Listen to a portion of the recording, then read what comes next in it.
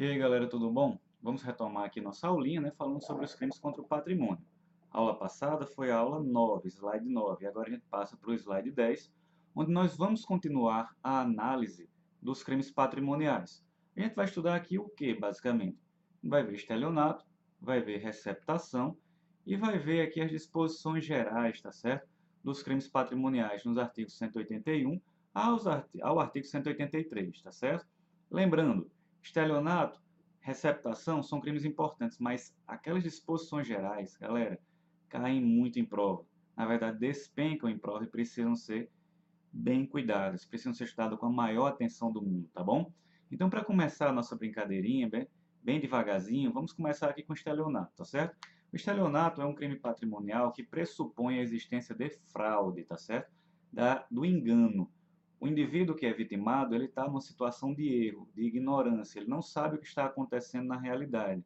Ele muitas vezes entrega voluntariamente o seu objeto, o seu bem, ao criminoso, acreditando que estaria fazendo alguma coisa de acordo com sua vontade, só que na verdade a vontade que está ali existindo é a do criminoso, que enganou essa vítima, tá certo?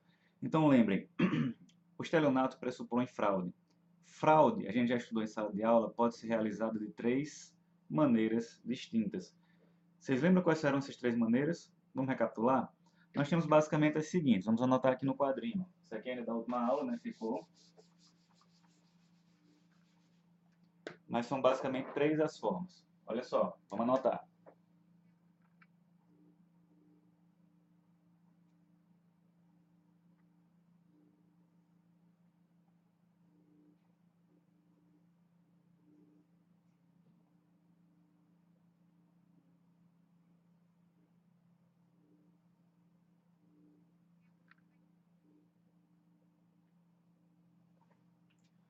Tranquilo, gente. Eu acredito que vocês consigam enxergar facilmente, né? Vocês veem aí que nós temos basicamente artifício, ardil e estratagema. Percebam um detalhe. Artifício, colocado aqui em cima, significa uma fraude material. Vamos anotar?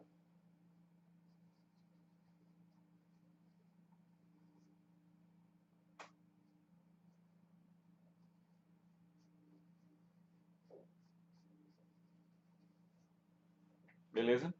Artifício nada mais é do que uma fraude colocada ali, material, aqui em cima.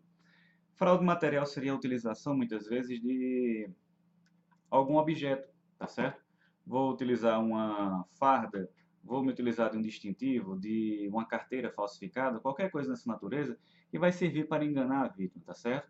Eu vou me fazer passar por outra pessoa utilizando algum objeto, tá certo? A gente já colocou em sala de aula, inclusive, a situação do camaradinha, né, que entra na casa de uma pessoa sob a alegação de que ali estaria realizando um serviço de fiscalização, sobretudo na qualidade de um agente de combate a endemias, tá certo? E enquanto faz esse serviço, ele vai subtraindo objetos que estão lá dentro dessa casa. Veja que ali é uma fraude, não estou dizendo que seja um estelionato, tá certo? Ali, na verdade, a gente tem uma situação de furto mediante fraude. E no furto mediante fraude, eu tenho explicado para vocês no que consistiria a fraude, né? Mas lembre, nesse caso, eu estou me fazendo passar por outra pessoa, me valendo, obviamente, né, daquela fardinha. Então, pode ser uma farda, pode ser um distintivo, pode ser uma carteira, pode ser qualquer coisa, tá certo? Pode ser inclusive uma fantasia. Isso daí pode ser utilizado para enganar, desde que seja muito próximo, né, de algo real, algo apto a enganar realmente pessoas de conhecimento comum. Agora, galera, veja só, é só o artifício que existe? Não, nós temos também o quê? O ardil. O ardil advém da conversa ardilosa, conversa enganosa. O estelionatário normalmente é uma pessoa que tem essa conversa ardilosa. É aquele cara que tem aquela conversinha mansa, de boa, vai conversando, conversando, enrolando, enganando. Quando você vê, você já passou todas as suas informações para o cara. O cara já sabe o número do seu sutiã, o número da sua calcinha, o número da sua conta, o número de tudo, amigo. Ele sabe tudo. Agora, por que ele sabe tudo? Porque ele tem aquela forma de encantar, de conversar, de se portar como uma pessoa de confiança e ele vai e engana você, tá certo? Então a conversa ardilosa é justamente essa conversa que vai lá ter a possibilidade de enganar você. Então se liga sempre nisso. Artifício, fraude material, o ardil, a fraude intelectual, e a gente ainda tem o tal do estratagema, que nem sempre é colocado pela doutrina, mas alguns autores trazem, e é interessante lembrar, o estratagema nada mais é do que uma estratégia. Eu vou lá e monto toda uma organização, penso numa forma de enganar a pessoa, utilizo também de artifício, faço de tudo, tá certo? Para poder criar uma situação de engano perfeitinha, apta a ludibriar pessoas de conhecimento comum, tá certo? Pessoas normais. Só que o detalhe é, o estratagema geralmente ele vem reunindo as duas fraudes anteriores, tanto o artifício como o ardil, beleza? Outra coisa interessante também lembrar, a gente sempre coloca isso aqui, né? Um estratagema bem legal da gente lembrar é aquele do coiote. Lembra do coiote do Papaléguas? O coiote sempre tinha aquele estratagema, ou seja, aquele panfleto não, aquele planozinho da Acme, né? De montar um foguete, de montar qualquer tipo de armadilha, né, para pegar o Papaléguas. Aquilo ali seria o quê? Muitas vezes um estratagema, uma estratégia desenvolvida por alguém para poder enrolar, enganar alguém, tá joia? Então o estelionato ele envolve isso, fraude, porque ele coloca para a gente o seguinte, olha só, vamos ler aqui rapidinho, 171. Obter para si ou para outrem, aqui nesse para si ou para outrem, mais uma vez eu reitero, mais uma vez, elemento subjetivo específico da conduta. Lembrando que o estelionato é um crime somente doloso. Só que esse dolo que é exigido aqui não é somente um dolo simples, é um dolo mais um elemento subjetivo específico, que é a vontade de se assenhorar, é o animus reincipiabende, é a vontade de se tornar dono. Então isso aí, ó, precisa ficar no caderninho de vocês. É mais um crime patrimonial que traz para a gente a necessidade, né, do animus reincipiabende. Vamos lá. Obter, para si ou para outro, em vantagem ilícita, tá certo? E lá aqui eu coloquei para vocês, logo um destacado, vantagem econômica, não é qualquer tipo de vantagem, tá certo? Obtive para si ou para outro em vantagem ilícita. Se fosse uma vantagem sexual, qual era o crime? Violação sexual mediante fraude, que vocês estudaram comigo na unidade 2. Inclusive foi objeto da prova de vocês da unidade 2, no ESIM, não é isso? Então, olha só. Obter para si ou para outro em vantagem ilícita em prejuízo alheio. Cara, perceba que aqui eu estou colocando que existe vantagem ilícita, eu ganho, eu tenho um proveito patrimonial e também há necessidade de prejuízo. Então, o estelionato é um crime que tem o quê? É um crime de duplo resultado, tá certo? Vocês podem ver aqui no slide 3 que eu coloquei um detalhezinho. A consumação depende de dois resultados. Primeiro, a obtenção da vantagem ilícita e o segundo é prejuízo alheio. Isso porque no próprio tipo penal já demanda a existência desses dois resultados. Obtenção da vantagem ilícita e prejuízo alheio. Sem o prejuízo alheio, o crime de estelionato não estará configurado. Ainda que eu consiga de alguma forma obter essa vantagem ilícita, eu preciso também ter o quê? O prejuízo alheio. Então são duas coisinhas que eu preciso ter. Sem as duas coisinhas, não tem o que fazer, tá joia? Então fica atento a isso, vale a pena. Outra coisa, galera, olha só, induzindo ou mantendo alguém em situação de erro, tá certo? Mediante artifício, ardil ou qualquer outro tipo de meio fraudulento. E aqui entraria justamente o tal do estratagema. Artifício a gente já sabe o que é, ardil também, estratagema também sabemos. Mas é qualquer tipo de situação, inclusive pode ser através de uma omissão. Eu tinha o dever de informar o camarada que ele estava numa situação de erro e eu fiquei o quê? Calado, de boa, disse nada, tá entendendo? Isso daqui é complicado. Então eu quero que vocês fiquem atentos. A situação de erro, a situação de engano, de fraude, pode ser executada através de uma situação, de um comportamento omissivo. Então vocês têm que ficar atentos a isso. Preciso deixar isso anotadinho no caderno, porque merece um destaque legal, tá bom? Olha só, pena, reclusão de 1 a 5 anos e multa de 500 mil réis a 10 conto de réis. Eu já disse a vocês que quando tiver esse valor de multa, esqueça, vocês têm que riscar. Por quê? O valor que está aí colocado já não é mais utilizado, isso daí já não está mais previsto no nosso país, a gente não tem mais esses valores. Então, se o Código Penal, porventura, colocar para vocês um valor de multa, lembre, o nosso sistema de aplicação de multa é sistema bifásico. Primeiro eu vou escolher o valor da multa e depois eu vou escolher a quantidade de dias multa. Lembra desses dois detalhes, dias multa e valor da multa. Sistema bifásico, tá certo? Outra coisa, parágrafo 1º. Se o criminoso é primário, de pequeno valor ou prejuízo, o juiz pode aplicar a pena conforme o 155, parágrafo 2º. O parágrafo 2º do artigo 155 trata de quê, galera? Do crime de furto privilegiado. Furto privilegiado prevê exatamente a mesma coisa que está prevista aqui nesse estelionato privilegiado. Primário, pequeno valor, prejuízo. Pequeno valor, vocês lembram comigo? Valor de até um salário mínimo ao tempo da sentença, tá certo? E aquilo que prevalece, pelo menos em termos de doutrina. E aqui a gente vai partir agora, né, já que entendemos essa parte bem básica, para os detalhes que constam aqui na anotação na lateralzinha. Antes de continuarmos, né, eu já tenho que dar um esclarecimento bem legal para vocês.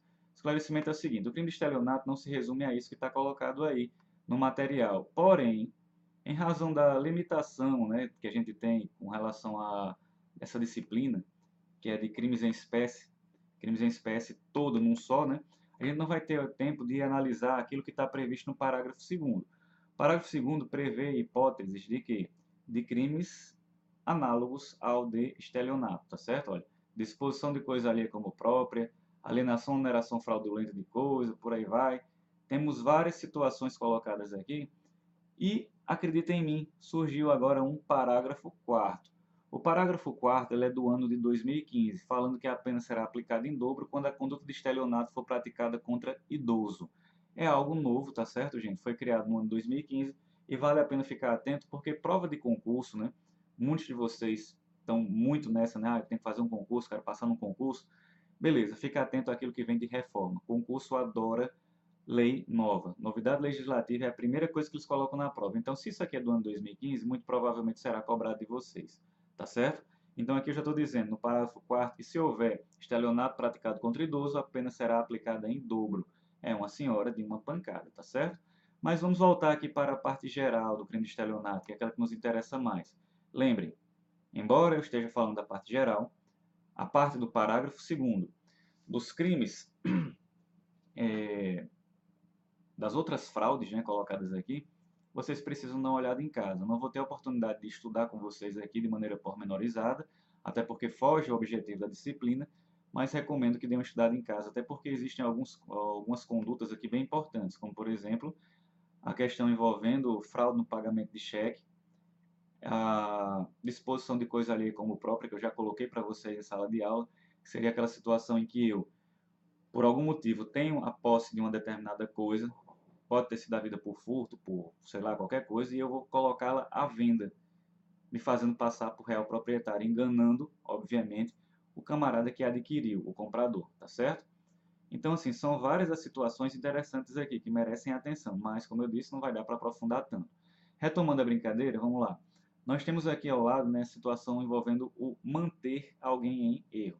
Ou seja, eu faço com que aquela pessoa permaneça em situação de erro. Eu posso ter colocado, induzido, ela chegou àquela situação de erro porque eu a coloquei, e eu também posso fazer com que ela se mantenha em situação de erro.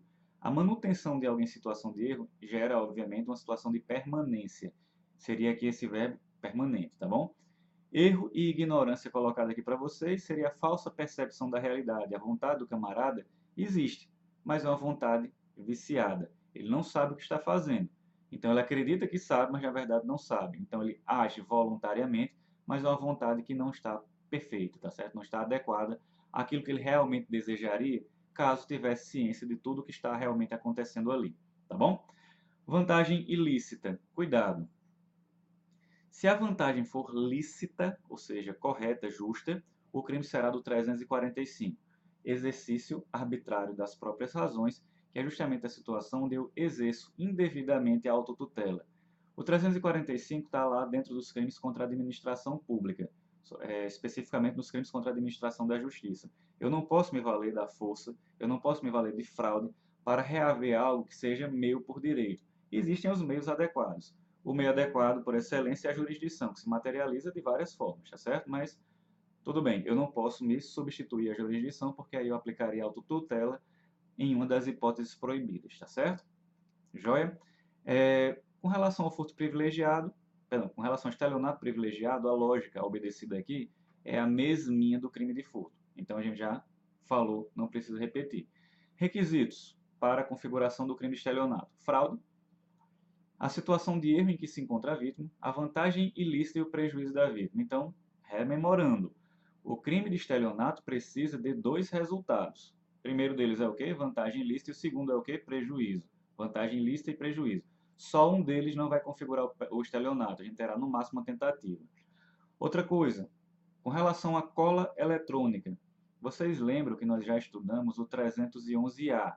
Estudamos porque nós adiantamos esse serviço, né? Nós fomos lá estudar os crimes contra a paz pública e tal, e a gente acabou falando também do crime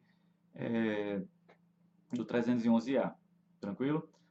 311A já foi estudado, portanto não precisa aqui falar novamente.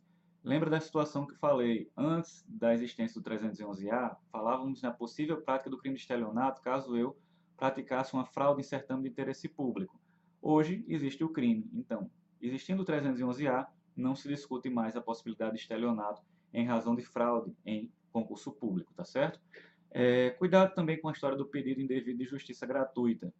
Lembre, se eu faço um pedido indevido de justiça gratuita, a gente também estudou lá nos crimes contra a fé pública que aquilo ali nada mais seria do que uma possível situação de falsidade ideológica, porque eu tinha legitimidade para declarar aquela informação, mas o fiz de maneira inadequada.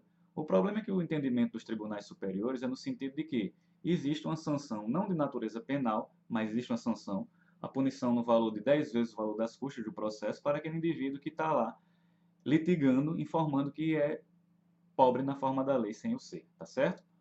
Com relação ao terceiro beneficiado pela conduta do estelionatário.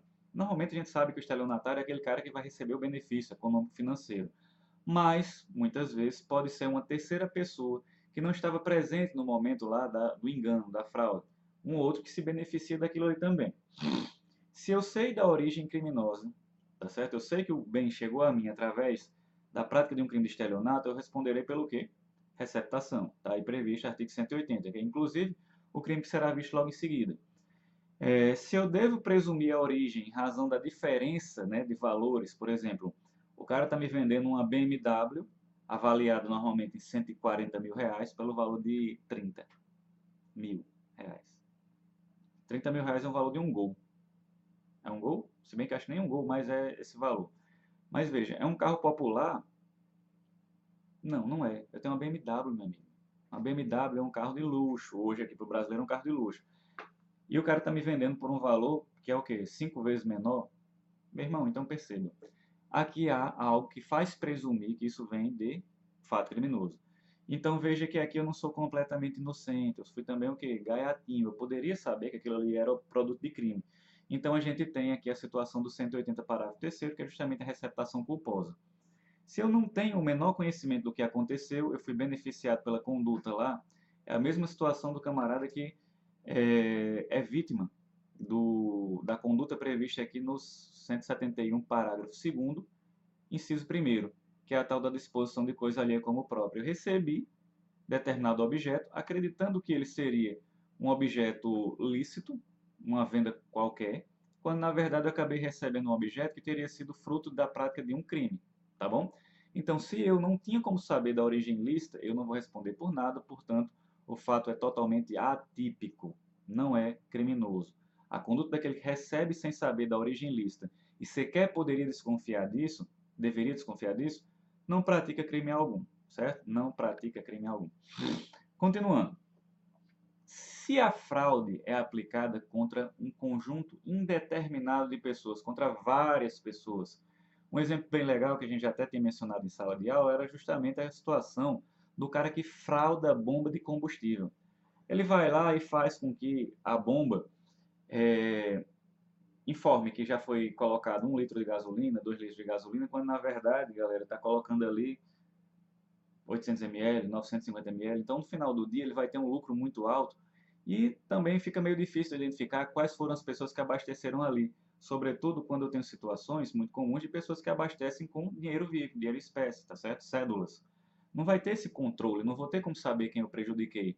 Então, isso daqui não é propriamente, perdão, isso aqui não é crime de estelionato, tá certo? Não é estelionato.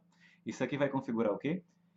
Crime contra a economia popular, previsto na lei 1521/51. Porra, é longe, viu? A gente foi longe. No ano de 51. A gente já está em 2017, então imagina aí. Tem tempo demais, mas ainda assim é uma lei aplicada. Lei de crimes contra a economia popular. Inclusive, fica o registro, é uma lei que é muito cobrada, tá certo? Muito cobrada em prova. Então, galera, continuando. Fraude contra uma máquina. A gente até tinha mencionado, né? O cara vai lá e furtou um cartão de crédito. Ele fez a clonagem. Galera, cuidado, viu? Pode ser furto, a depender do caso. Eu acho que o Kleber Masson coloca isso como sendo uma conduta de furto, porque ele entende que furtar cartão de crédito pode gerar um benefício econômico para o cara. Mas lembrem comigo, Quando a gente estudou os crimes contra a fé pública, eu disse a vocês que a, a fraude, né? Fraude não, como é que eu posso dizer? A falsificação de um documento particular, sobretudo cartão de crédito e débito, vai gerar o quê? O crime de falsificação de documento particular. Não é falsificação de documento público, não é furto, não é nada. Vai ser crime de falsificação de documento particular, justamente porque foi criado um parágrafo no crime de falsificação de documento particular, informando de maneira expressa se a falsificação é de cartão de crédito ou de cartão de débito, nós teremos justamente o crime de falso de documento particular, uma falsidade material. Tranquilo? Outra coisa, abuso de incapazes, previsto aqui no artigo 173. 173, galera, fala pra gente o seguinte, eu vou abrir aqui para vocês rapidamente, né? A gente manter aqui o contato com o dito dispositivo. Ele coloca o seguinte, abusar em proveito próprio ou alheio de necessidade, paixão, inexperiência de menor ou da alienação ou debilidade mental de outrem, induzindo qualquer deles à prática de ato suscetível de produzir efeito jurídico em proveito próprio ou de terceiro. Então perceba que aqui eu também tenho uma situação de fraude. Só que em razão do princípio da especialidade, eu vou acabar recaindo no artigo 173 e não respondendo pelo 171. Isso é algo que deve ser observado. Se a fraude for praticada contra maior, capaz, pessoa que tem pleno discernimento do que pode acontecer, 171. Se for uma pessoa incapaz, da forma que foi traduzida aqui pelo dispositivo, do 173, que envolve o quê? Menor, obviamente 18 anos, pessoa alienada ou débil mental. Nessas situações eu vou ter o 173 e não mais o 171. Então tem que ficar o maior cuidado com isso daqui, beleza?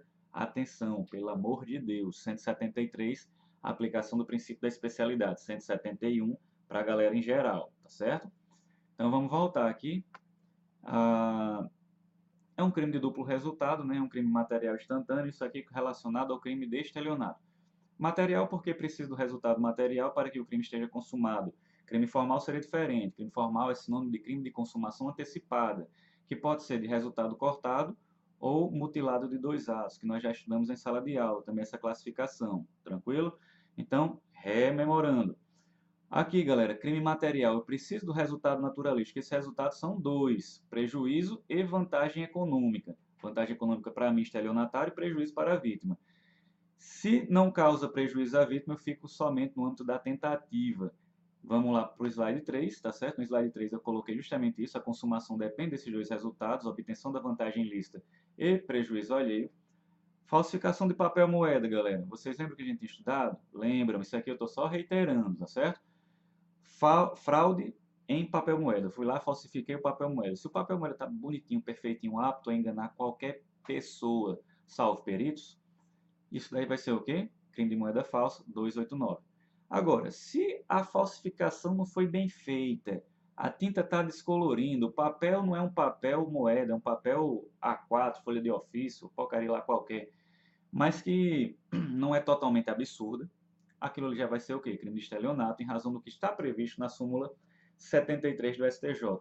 Qual é a coisa mais importante da súmula? Perceber que moeda falsa vai para a Justiça Federal, porque vai acabar atingindo serviço e interesse da União, ao passo que, quando eu estiver falando de estelionato, a competência será da Justiça Estadual, tá certo? Isso é muito importante para vocês, sobretudo quando estiverem estudando lá, o quê? Ó, processo penal. Não sei se vai ser comigo, com outro professor, mas enfim, vocês já estão sabendo de alguma coisinha legal aí de processo penal. Essa súmula 73 ela é muito legal. Galera, torpeza bilateral, má-fé da vítima. A vítima achava que estava enganando o estelionatário, quando no final das contas ela foi lá e sofreu prejuízo. Será que nesse caso a vítima não pode ser ressarcida? Nesse caso, será que eu não vou poder punir esse agressor, esse estelionatário, porque a vítima também estava de má-fé? Resposta negativa. Se eu tenho um camarada que quer chegar a enganar alguém, quando vê ele que sofre prejuízo, ainda assim eu terei um estelionatário que enganou esse camarada. Súmula 17 do STJ, galera. A gente já tem falado da situação em que falsificação de documento e estelionato.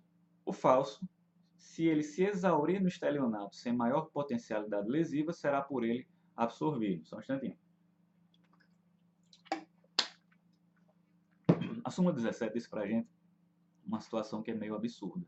O crime de estelionato, como eu já mencionei aqui para vocês, né, pelo menos em sala de aula, ele tem uma pena de 1 a 5 anos, ao passo que o crime de falso, do 297, falsificação do documento material, falsificação do documento público, perdão, falsidade material, ele tem aqui uma pena de 2 a 6 anos, ou seja, é um crime maior, é um crime mais grave. E para a aplicação do princípio da consunção, eu precisaria de quê? De um crime maior, mais grave, consumindo um menor, menos grave. Problema. A súmula 17 diz que o crime menor, menos grave, o crime de estelionato, absorveria o crime maior, mais grave, de falso material, o que gera um certo contrassenso, mas, como a gente aqui está aprendendo, nós não somos ministros do STJ, então vamos ser educados, né? Vamos baixar a orelhinha, vamos fazer de conta que está tudo certo e a gente vai aplicar a súmula 17 do jeito que ela está lá, tá certo? Essa é uma recomendação que eu passo para vocês. E prova de concurso teima em cobrar esse tipo de coisa, porque sabe que é errado, mas o que importa é o que está lá. O que importa é o que está na súmula, tá certo? Então vamos seguir, gente. Agora, mudando de crime, tá certo? Lembrando, o 171 não é somente aquela parte geral. O 171 existe vários outros pontos ali que merecem atenção, sobretudo previsto lá no parágrafo 2º. 173, nós simplesmente falamos por cima, demos uma breve lida, tá certo? 172, nunca vi cair em prova. 174, 175, 176, 177, companhia, só para ler aqui com vocês. 178, 179. Esses crimes que eu acabei de ler, esses tipos penais aí, simplesmente não caem em canto nenhum. Por isso eu optei por não tratar com vocês aqui. Caso vocês visualizem isso na prática, meu amigo, abra um código comentado e dê uma olhada, porque realmente não vai dar tempo de a gente ficar analisando todos os tipos penais. Nós vamos aqui dar somente uma atenção maior àqueles que são considerados os mais relevantes, tá bom? Então vamos lá. Vamos agora começar com a receptação. Receptar, galera, nada mais é do que uma situação onde eu tenho um indivíduo, também conhecido como criminoso, né? Receptador, que ele vai o quê? Receber produto do crime para fazer o que ele bem entender, seja para benefício próprio, seja porque ele é um comerciante e vai repassar esse produto de crime para uma terceira pessoa. Olha só que receptação está prevista no artigo 180, tá certo? E prevê mais uma vez o elemento subjetivo específico, que é o quê? Em proveito próprio ou alheio. Outro detalhe interessante é que a gente vai ter que ficar atento, né? A diferença entre o crime de receptação e favorecimento real. Favorecimento real é crime contra a administração pública, tá certo? Onde eu vou favorecer o criminoso. Eu recebo o objeto, produto de crime, para guardar, mas em proveito do próprio criminoso, e não em meu proveito. Eu estou lá dando uma ajudinha, quebrando um galho. Na receptação, o proveito é meu. Eu vou obter o proveito patrimonial. Ou eu, ou um terceiro, tá certo? Alheio à pessoa do primeiro criminoso, o cara que obteve o produto do crime.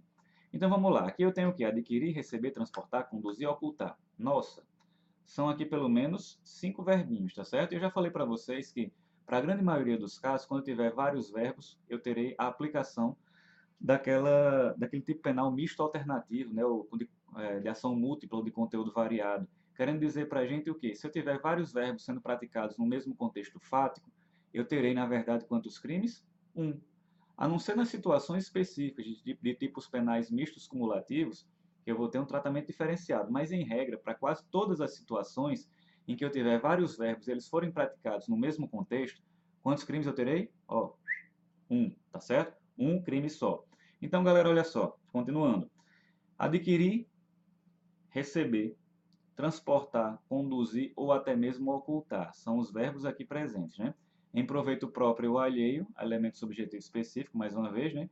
Coisa que sabe ser produto de crime. Se eu estou colocando coisa que sabe ser produto de crime, eu estou dizendo que aqui eu só tenho dolo direto. Eu não estou falando dolo eventual, não. Dolo eventual geralmente é trazido através da expressão sabe ou deveria saber, tá certo? Não é que é dolo direto. A pessoa sabe que isso é produto de crime, ou influir para que terceiro de boa-fé adquira, receba ou oculte. Então, dá para perceber aqui muito claramente que nós temos o quê? Duas condutas diferentes, tá certo? Primeira hipótese é a tal da receptação própria, esses 5 verbos primeiros colocados aí. Eu vou adquirir, receber, transportar, conduzir, ocultar. São verbos de conduta material. Eu preciso daquele objeto sendo incorporado ao meu patrimônio, tá certo? Ao passo que o outro ponto colocado aqui está falando em influenciar, seria um induzir. Então aqui eu já tenho o quê? Receptação imprópria sendo traduzida como um crime formal, porque não há necessidade, de fato, que esse terceiro de boa-fé incorpore aquele bem ao seu patrimônio. Não há necessidade que ele venha a adquirir aquele objeto, tá certo? Então perceba, na receptação própria tem um crime material, na receptação imprópria tem um crime formal, justamente porque na segunda não há a necessidade de que o terceiro de boa-fé, de fato, adquira, receba ou oculte a coisa objeto de crime. Tranquilo? Nós temos também aqui a receptação qualificada. Fala em seguinte, ó, adquirir, receber, transportar, conduzir, ocultar, ter em depósito, desmontar, montar, remontar, vender, expor à venda, é verbo que nem presta, tá certo? Ou de qualquer forma utilizar em proveito próprio ou alheio no exercício. Aí vem. Qual é o legal? Quando eu falar em receptação qualificada, eu quero que vocês prestem atenção ao seguinte. Receptação qualificada é aquela que é praticada, aí vem, no exercício de atividade comercial ou industrial, coisa que deve saber ser produto de crime. Por que eu tenho isso como sendo receptação qualificada? Ou seja, pena mínima maior, pena máxima maior. Justamente porque eu estou me valendo do meu comércio, tá certo? Que eu já tenho, comércio anterior, lícito, regular, ou da minha indústria, para inserir objetos que são o quê? Objetos, produtos de crime, galera, tá certo? Isso vai dificultar, justamente, a vida do camarada que recebeu, porque ele vai acreditar que aquilo ali é de origem lícita. Isso vai dificultar a atuação da autoridade pública no sentido de fiscalizar, tá certo? Então, receptação qualificada tem esse tratamento mais severo justamente porque vai dificultar a situação da vítima e também vai dificultar a situação de quem vai fiscalizar esse tipo de conduta. Outro detalhe interessante é que, na receptação na modalidade simples prevista no artigo 180, eu estou falando de dolo direto, ao passo que na receptação qualificada envolve não só o dolo direto, como também abrange o dolo eventual. Beleza? Fica essa dica. Dolo direto na receptação simples e na receptação qualificada, direto e eventual, justamente porque aqui fala em coisa que sabe ou deveria saber ser produto de crime, tá certo? Anotem isso daí porque vale muito a pena. Galera, ainda tem um parágrafo segundo que diz o seguinte, equipara-se a atividade comercial para efeito do parágrafo a situação de eu exerço comércio irregular clandestino, inclusive o exercido em residência, tá certo? Não precisa ser somente numa empresa toda montadinha, um ponto comercial, não. Pode ser aquele que é feito informalmente dentro de casa também, tá certo? Vamos lá, as colocações mais doutrinárias sobre esse slide número 4. É um tipo misto alternativo. Na receptação imprópria não cabe tentativa, tá certo? Porque aqui a mera influência já serviria para a consumação do crime, justamente porque influenciar normalmente é feito de maneira o quê? Verbal, e crimes praticados de maneira verbal, verbalizados, são crimes unissubsistentes, tá certo? Não admitem fracionamento, portanto também não cabe tentativa. Diferença para o favorecimento real, a gente já tinha mencionado. Maior facilidade de repasse, preocupação nítida com veículos automotores. Crime próprio requer a habitualidade do comércio. Crime próprio porque é exercido por quem é comerciante ou industriário, né? E a gente ainda tem mais algumas colocações feitas aqui abaixo. É crime acessório, difusão ou parasitário. Por quê? Porque demanda a existência de um crime antecedente. A receptação não existe sem a prática de crime anterior, tá certo? Então, essa classificação muito usual em doutrina, crime acessório, crime de fusão ou crime parasitário, é uma classificação muito usual, mas exige o que para a gente? O conhecimento de que esse crime de receptação demanda a existência de um crime antecedente, seja furto, seja roubo, seja lá qualquer tipo de crime, tá certo? Pode inclusive se tratar de um crime antecedente contra a administração pública, um peculato da vida, uma concussão, seja lá o que for, tá certo? Show de bola? Vamos lá. Autonomia em relação ao crime anterior quer dizer que o crime anterior não precisa ser punido, não precisa ser punível até mesmo, tá certo? Pode ter sido um crime praticado, pode nem ter sido propriamente um crime, pode ter sido um ato infracional, tá certo? O sujeito da conduta pode não ser punível, porque ele poderia ser um inimputável, mas ainda assim a receptação poderá ser punida de maneira totalmente autônoma. Cabível receptação de receptação, a tal da receptação em cadeia, todos eles serão considerados receptadores, sem qualquer problema. E agora, galera, nós vamos aí para o slide número 5, tá certo? O slide número 5 trata para a gente, né, dos parágrafos 3º a 6º. O parágrafo 3º fala em seguinte: adquirir ou receber coisa que por sua natureza ou, olha legal, olha como é legal. Adquirir ou receber coisa que por sua natureza ou pela desproporção entre o valor e o preço, ou pela condição de quem a oferece, deve presumir-se obtida por meio criminoso. Isso daqui é justamente a tal da receptação culposa. O cara, normalmente, olhando para aquela situação, veria, pô, isso aqui não pode ser verdade. Isso aqui está muito bom para ser verdade, tá certo? O cara está vendendo um telefone avaliado em R$ 4.000 por R$ 500. O cara comprou isso, não foi numa loja regular, num shopping, tudo bonitinho. Não. Ele comprou isso daqui, sabe onde? Lá num camelódromo da vida, tá certo? Num cara que estava lá todo malamanhado, cara de pilantra e tudo mais. Então, assim, tinha tudo, tava tudo na cara de que ele ali estava ali vendendo algo que era furtado, roubado, seja lá o que for, tá certo? Então, o cara que receptou isso, que recebeu isso, sabendo da possível origem ilícita, também responde. Então, fiquem atentos, viu, galera? Sei que tem uma galerinha aí que adora atrás de ir lá no Alecrim, num bairrozinho aí e tal, atrás de um sonzinho Pioneer, todo bacana por R$ 50, R$ 100, né? Responde, tá certo? E veja, a pena é de detenção de 1 mês a 1 ano ou multa ou ambas as penas. O detalhe interessante é que o parágrafo 5º, né, deve ser estudado em conjunto com o parágrafo 3º. O parágrafo 5º diz o seguinte: na hipótese desse parágrafo 3º, se o criminoso é primário, pode o juiz, tendo em consideração as circunstâncias, deixar de aplicar a pena. Na receptação dolosa, aplica-se o disposto no 155, parágrafo 2º. Parágrafo 2º do 155 era justamente a hipótese de que do furto privilegiado, tá certo? Mas furto privilegiado é somente equiparado, né, à receptação dolosa, porque o furto privilegiado é um furto doloso. E a gente tem um tratamento de possível aplicação do perdão judicial ao camarada que praticou a receptação culposa na forma do parágrafo 3º. Parágrafo 4º fala o seguinte para a gente, olha só. Receptação é punível, ainda que desconhecido ou isento de pena o autor do crime de que proveu a coisa. A gente já tem explicado isso também.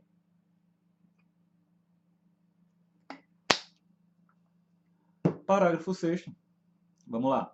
Tratando-se de bens e instalações do patrimônio da União, Estado, Município, empresa concessionária de serviço público ou sociedade de economia mista, a pena prevista no caput deste artigo aplica-se em dobro. Cuidado com o detalhe. Pelo que está sendo dito aí, é somente o quê? União, Estado, Município, concessionária e sociedade de economia mista. Estando de fora, portanto, empresas públicas. O problema é que o Supremo Tribunal Federal, inclusive eu coloquei essa observação aí, entende que também estariam envolvidos bens da Empresa Brasileira de Correios e Telégrafos. Ou seja, bem do correio, empresa pública, seria equiparada aqui a uma situação onde eu atingiria bens de União, Estado, Município. Até porque, queira ou não, os bens do correio não deixam de ser bens da União. Tranquilo aí? Show de bola? Galera, essa parte aí encerrou os nossos crimes patrimoniais, tá bom? O que a gente vai ver em sequência, tá lá no slide 6, são justamente o quê? As hipóteses previstas para a gente, né, como disposições gerais dos crimes patrimoniais. O 181, primeiro que a gente vai estudar, é conhecido como causas de escusas absolutórias. Esse termo é muito importante. Não é causa extintiva de punibilidade, não é causa de perdão judicial, não é causa de atipicidade, não. Aqui é causa de escusa absolutória. O camarada não responderá criminalmente por isso, tá certo? Então, é dito aqui para a gente o seguinte, de forma bem simples. Não responderá, tá certo? Por crime patrimonial, quem for cônjuge na constância da sociedade conjugal, o casamento ainda está lá, de boa, né? Ascendente ou descendente, seja parentesco legítimo ou ilegítimo, civil ou natural, tá certo? Civil aqui a gente seria uma situação de adoção, tá certo? Natural, filho mesmo. Então, olha só, é isento de pena quem comete o crime, perdão, é isento de pena quem comete quaisquer dos crimes previstos neste título, ou seja, crimes patrimoniais, em prejuízo do cônjuge, do ascendente, qualquer tipo de ascendente, né? Ascendente seria pai, avô e por aí vai, descendente, filho, neto, consequência, seja o parentesco legítimo ou ilegítimo, civil ou natural. Ou seja, a gente está falando de parentesco em linha reta, seja ascendente ou linha reta descendente, tá certo? E também envolve aqui a situação do cônjuge, desde que na constância da sociedade conjugal, ou seja, não pode ser o cara que está divorciado, tá certo?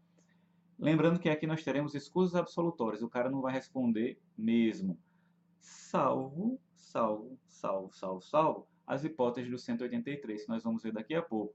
O 183 ele afasta a aplicação do 181 e do 182. 181, escusas absolutórias. 182 fala de uma situação em que eu tenho o quê? Crime onde somente se procede mediante representação. A ação penal deixa de ser pública e incondicionada, que é a regra, e passamos a ter uma exceção, onde a ação será pública, mas condicionada à representação da vítima. Seriam as hipóteses em que eu pratico a conduta em prejuízo de cônjuge separado judicialmente, tá certo? Lembrando, se eu sou cônjuge e meu casamento está de boa, normalzinho, sem qualquer problema, escusa absolutória. Se eu estou separado, o que é que acontece? Entro no 182 e o meu cônjuge pode oferecer a tal da representação para que o Ministério Público ofereça a denúncia. Também envolve a situação aqui do tio e do sobrinho. Só que aí vem um detalhe que é muito chato. Um detalhe que vocês têm que ficar atentos. Não é qualquer situação de tio e sobrinho, mas sim tio e sobrinho com quem o agente criminoso coabita. Ele deve morar com ele, porque se ele não mora com ele, tio e sobrinho volta para a regra. A ação penal pública é incondicionada e o cara vai acabar respondendo criminalmente, tá certo? Então fiquem atentos. Tem que haver essa situação de coabitação, do contrário, nós voltamos à regra. Então, galera, o que é que a gente precisa lembrar? As situações de escusa absolutória, cônjuge, parentesco, linha reta, ascendente, descendente. Situações de ação penal condicionada à representação, seria de novo o cônjuge, mas o cônjuge separado. E tio e sobrinho que tem o quê? Coabitação. Só que nada disso vai se aplicar se houver situações previstas lá no 183. 183 prevê o quê para a gente? Não se aplica o disposto nos anteriores nas situações em que o crime é de roubo ou extorsão ou em que haja emprego de violência ou grave ameaça. Resumindo, houve violência ou grave ameaça à pessoa, fora de cogitação a aplicação de escusa absolutória ou do 182. Não tem para onde, não dá para aplicar. Envolveu violência ou grave ameaça, não aplica o 181 nem 182. Isso tem que ficar gravado. Vamos lá. Também não se aplica ao estranho que participa do crime, justamente porque isso daqui seria equiparado a uma circunstância de natureza subjetiva. E circunstâncias de natureza subjetiva, ou seja, parentesco, somente se aplica à própria pessoa, nunca se estendendo ao coautor, nunca se estendendo ao partícipe, nunca se estendendo ao tal do comparsa, tá certo? E da terceira hipótese, a gente tem o seguinte: se o crime é praticado contra pessoa com idade igual ou superior a 60 anos. Mais um detalhe: vez ou outro o cara vai e coloca ali, se a vítima é menor de 14 anos. Não, aqui eu estou falando de maior de 60. Não estou falando de vulnerável nem nada. Aqui a retirada do benefício é para aquele que tem mais de 60 anos, que foi vítima. Exemplo muito comum em prova. Eu vou lá e pratico uma conduta de furto. Furto é crime que envolve violência? Não. Contra quem? Contra meu pai. Meu pai é meu ascendente? É. Então, em tese, eu não responderia por nada. Só que meu pai tem 61 anos. É logo a última frasezinha que ele coloca na questão. Justamente para pegar o camarada, que é a famosa pegadinha do besta, né? Então, fica atento a esse tipo de detalhe, tá bom? Galera, tudo já foi dito, foi lido, estudado. Então, gente, é isso, tá certo? Agradeço demais pela atenção, pela consideração. Eu sei que às vezes é meio cansativo, videoaula e tudo mais, mas eu acredito que com essa videoaula nós tenhamos aperfeiçoado, melhorado um pouquinho o nosso conhecimento em torno dos crimes patrimoniais. Nesse exato momento são 12h45. Eu tenho exatamente, eita danado, 45 minutos para chegar na aula. Vou tentar não me atrasar, vou correr aqui. Mas eu quero só deixar esse registro de muito obrigado, galera, por tudo, pela consideração, pela atenção e muito cuidado, tá certo, gente? Isso aqui vai cair na prova. Eu disse a vocês que vai cair bastante. É basicamente metade da nossa prova vai ser de crimes patrimoniais, começando com furto, envolvendo também essas duas aulas que foram gravadas a partir de agora. Tá joia? Valeu, valeu. Um grande abraço a todos, beijo a todos e até a próxima. Valeu, valeu. Tchau!